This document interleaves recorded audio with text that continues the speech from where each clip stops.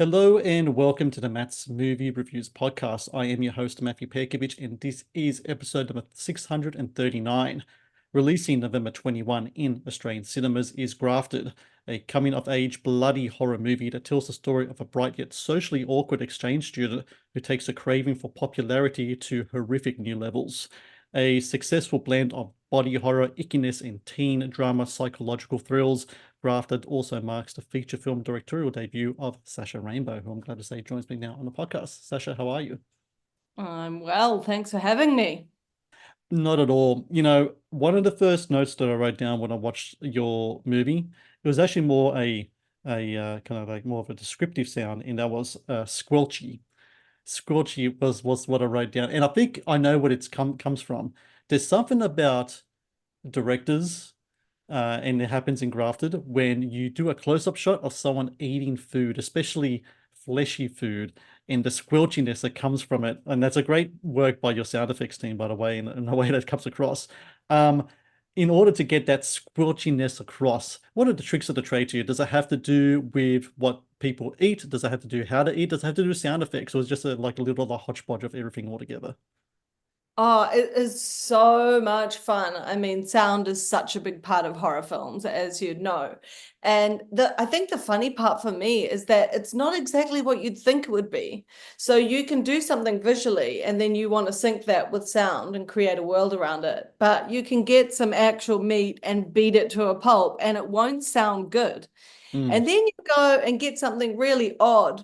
And I mean, nothing's coming to mind off the top of my head. I'll think on that. And then you'll put this sort of strange, nothing to do with blood or gore under a mic, and you'll just get the right sound. And it was really important as a body horror to like go deep into the visceral experience of watching and like being a part of the horror that's going on. And so we just had so much fun playing with it, with the sound. And squelchy is such a good word. I mean, look, people want to go on a ride when they come to see any kind of a Mm. horror. And I think sound is such a big part of that. The only thing we're missing is smells, but they tried that in the 70s and apparently it didn't work. There was actually a movie lately. I forgot which one it was. I think it was Heretic. I don't know if you've seen that yet, the Hugh Grant No, movie. I heard it's good. And the whole thing about that movie is there's a thing about blueberry pie. And I think in some screenings, they actually had a scented blueberry pie candle. And they kind of let so the blueberry pie can like happen. I don't know if they did in the US, in Australia, but I think they did it in the US. And I'm not sure if it worked or not. I do know, however, that when we left my screening here in Australia, they gave everyone a scented candle of blueberry, and a blueberry pie as well. Fresh blueberry pie, everyone got it when they got home as well, which is something else. So yes, Perfectly I think comfy. smell has to come next. Absolutely. I want to talk about in regards to Grafter. So you're working on another movie. You're working on a script for a murder mystery. I think the actress was the name of what you're working on. Right. You get this email. Grafter comes along. What is it about the film that really kind of strikes you at first in regards to the movie? Does it have to do with what comes to you first, culture or sorry, character or genre? Which one kind of hits you first when you watch reading a script like Grafted? Oh, 100% character, 100% story. The themes in it. I mean, the interesting thing was that I was working on my script, The Actress, and I had already been working on so many of the same themes, like including identity theft, murderous Mm. identity theft, like wanting to be somebody that you're not so desperately that you'll turn to murder.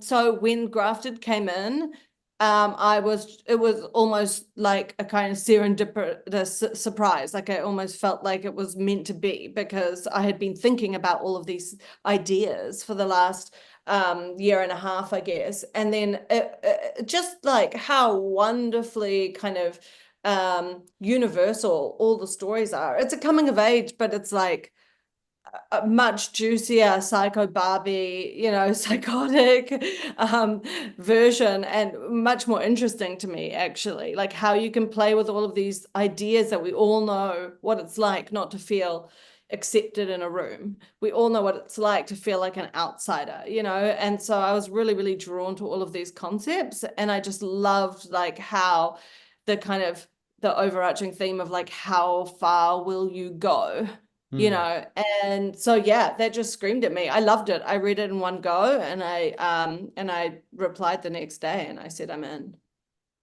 The Matt's Movie Reviews YouTube channel is brought to you by TeePublic. TeePublic is the world's largest marketplace for independent creators to sell their work on the highest quality merchandise. With over 1.2 million designs, TeePublic is sure to have something you love. I don't have daughters, I got two sons.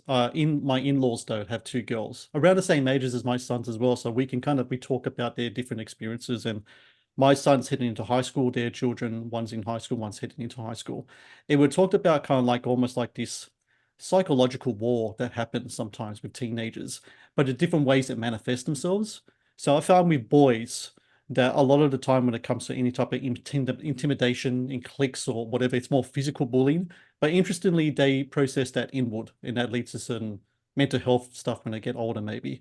With girls, a lot of it seems to me, just talking to my in-laws, and you can correct me if this is correct or not. It seems that the psychological stuff is processed, is done more like a underhanded kind of like mind game sort of stuff, but it's projected outward in dress, in looks, in everything else. Is that kind of like a correct way, kind of assume the difference in gender dynamics when it comes to teenagers and the whole kind of cliquey aspect of that world?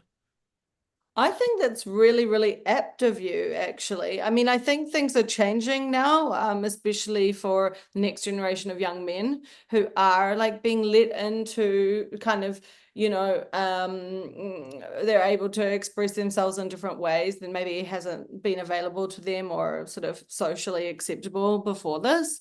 But I think that's why, women in horror are like excelling, because there's so much pent-up rage. Like there's a lot of violence, and I've said this a couple of times now. It's like women know blood. Like if you want to talk about blood, women know it. And I think that like horror has been this amazing platform for women to like express the violence that maybe we're not allowed to.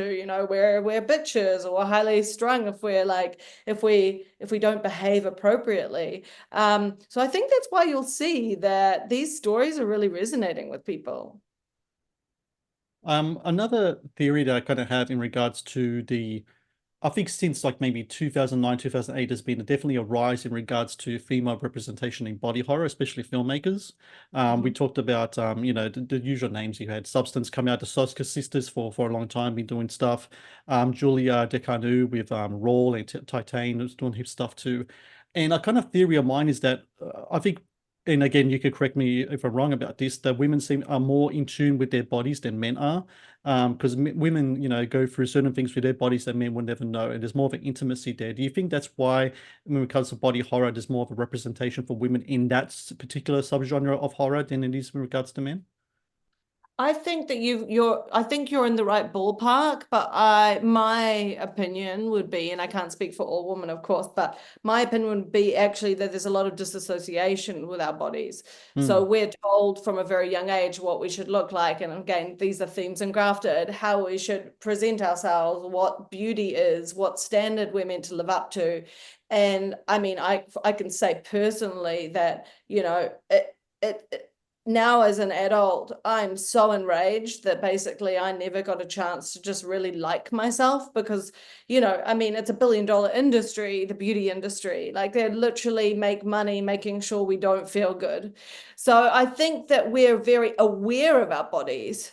We're obsessed maybe with our bodies, but don't necessarily mean that we have a deeper knowledge. I think that we haven't been able to like fully just go into acceptance. And I don't want to take away from men's experience of that too, because I think that men have, they're pushed to look strong or muscly or whatever the, fashion and whatever country it is. But I do think it's deeper possibly for women, a great example of that is back in, big famous mountain that the advertising industry climbed was realizing women didn't shave their legs, and they had half the half the market wasn't sold to. So they went on a campaign to, basically make women feel embarrassed about having hairy legs, and we pay the price now.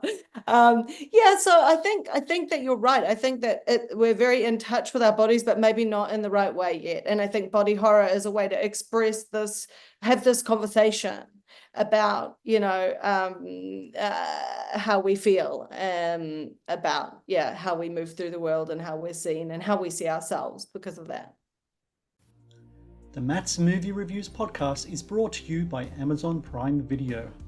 One of the best on-demand streaming services available, Amazon Prime Video features exclusive Amazon originals as well as popular movies and TV shows. Watch Amazon Prime Video anytime, anywhere. When it comes back to the squelchy, to the body horror, the aspects on the screen, when it comes to the visual representation of it, I think it's incredibly impressive in the film. How the dynamic between practical effects and touches of CGI kind of stuff blend so seamlessly in the movie. I think it's a really great work from yourself and your crew in regards to that. How much do you dive into that kind of aspect of it? Because you want to make sure that when you're showing the violence on screen, the body horror aspects on the screen, that it does translate, because there's nothing worse when you're watching a movie, a horror movie, and you watch badly placed CGI, kind of snaps you out of it, right? I'd rather watch a great practical effect that may seem a bit dated, but at least it feels tangible, it feels real. Grafted does a great job, like especially that opening scene. There's moments in that scene where I was like, I want to know how they did that. So how much of work goes into trying to find that right dynamic between the practical and computer generated effects for that to work? I wish I could give you a super cool creative answer, but budget is a huge part of that. How Yeah. much time do we have? How much time do we have to prep? How much time do we have to redress? Once you rip something, you've got to put it back together, right? How much money do we even have to do the effects? And what's going to be faster? And then how much money do we have for post? And so that's really your starting point. But I don't think that necessarily takes away from creativity, because at the end of the day, if you know your restraints, then you got to get creative. And it's amazing how sometimes super simple things, like you said, will do the trick, and you don't need to actually overthink them. But I also believe in, I think it was Alfred Hitchcock who said, what the audience doesn't see will always be the most scary. People's imaginations will do heaps of the work. So I always try to, think, where can we have the most fun here? What's going to be the most enjoyable bloody moment that we can bring to the screen, and let's go gung-ho for it and do whatever we can to make it as kind of thrilling to watch as possible. The film comes out in 21st of November. It's this week in Australian cinemas. You've had a bunch of different festival runs in the US and other places as well. When you're at those screenings and people are watching your film, people respond to horror, respond to frights in different ways. Is there any type of surprising reactions that you found in the movie where you thought, well, maybe you thought they might react one way to a certain thing, but people have reacted in a different way? For example, I know you talked about how comedy and horror have the same kind of rhythms. Do people in their reactions, although they come from the same places, react different ways? Can a person laugh during a horrific scream because they're trying to maybe psychologically trying to put some levity to the moment? I don't know. You tell me when you watch your film.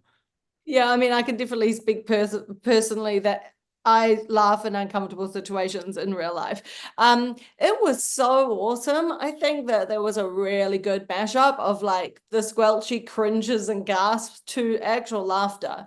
And I will say, the script that was written by Hui Ling Ao and Mia Matamata, already had some great sort of comedic moments and absolute satire. And so I was I just kind of really wanted to be as true to their vision as possible. But all I can say is it was a really good mixture of both, that kind of cathartic laugh and then also the kind of gasp. So I was just really, really, really pleased to hear people on the ride. And then other than that, I can't analyze it too much, because when you're watching or listening to people watch your film, it's it's just such a crazy, wonderful experience. And I just have to say that I think I could finally kind of like breathe after that. I was like, okay, cool. I was in the room and it was awesome and had so much fun. So yeah.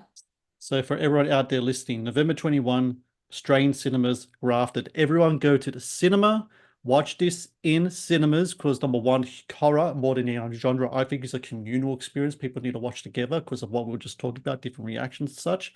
But also we need to support our independent filmmakers, especially filmmakers in our region. And Sasha Rainbow, I thank you so very much for your time today. Congratulations with this film. I know your journey is something that I've been researching, from working in the fashion industry, music videos, shorts, documentaries, and now your feature film. This has been an awesome trajectory for yourself in your career, and congratulations in your movie, and thank you for joining me today. Thanks. It's been awesome chatting with you. Thank you for watching the Matt's Movie Reviews channel. Please subscribe for more reviews, podcast interviews, and exclusive content.